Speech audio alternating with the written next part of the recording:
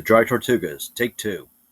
After we returned from Virginia, we visited the Dry Tortugas one more time with a couple from Idaho who joined us in Key West.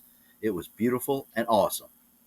But wait, before we talk about snorkeling and other adventures, let's rewind a little. Fish, triggerfish, barracuda, spiny lobster, grouper, surgeonfish, damselfish, little Africa, loggerhead, key, dog, amphibious, ops, tour of Fort Jefferson, Max and second best buddy, cinnamon roll, scuba operation, 200-year-old anchor chain, rough seas, worms, alligators, ice cream, Fred, Keeter. Driving back through the Keys, we learned about a subspecies of white-tailed deer not bigger than Max. They're only located on a few of the Florida Keys. Route 1 takes you from Homestead, Florida, all the way to Key West, along many quaint shops and ice cream stands. Mr. Henry Flagler, in 1912, created the Overseas Railroad on this original route. Some of its sections are still standing today. Rails have been repurposed as handrails. Fred, the tree, is a famous local who took up residence on this section years ago. Our great friends Rob and Kathy from Idaho flew into Key West to take an adventure to the Dry Tortugas. One of the locals lurked, anticipating their arrival. When we left Key West, Rob navigated, ensuring I didn't miss any navigational aids. On our way, we encountered the usual shrimp boat, cruise ship, and Coast Guard vessel. Once we were clear of the harbor, we encountered moderate seas and high winds. No photos. Our guests were real troopers on the voyage.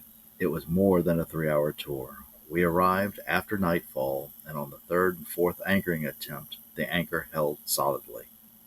The next day, I stayed with the pups while Rob, Andy, and Kathy toured Fort Jefferson and snorkeled around the outside of the moat. Rob happily helped with canine amphibious ops for them to stretch their legs. One morning, we had a sweet treat of freshly baked cinnamon rolls. Max stayed beside his second best friend wherever he went. In the morning, little did we know why the anchor held so well. It had a 100-plus-year-old chain and a few tons of iron helping it. Time for the crew to spring into action.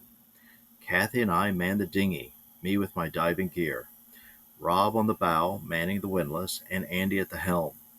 The very tip of our anchor hooked into a link of the old discarded chain. This would have normally been a great diving adventure to see coral formations on old wrecks and chains, but not when it's holding your boat captive. With a little MacGyvering and super help from our guests, doing new tricks outside their normal routine, we were free and on to another adventure. To Loggerhead Key, with a coral outcropping in the shape of Africa, thus termed Little Africa.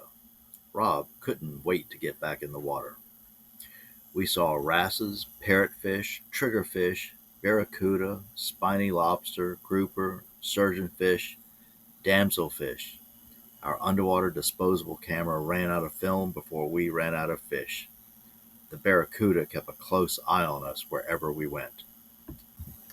In the morning, we headed back to Key West, motoring the whole way upwind. Ugh. We arrived as the sun was coming up.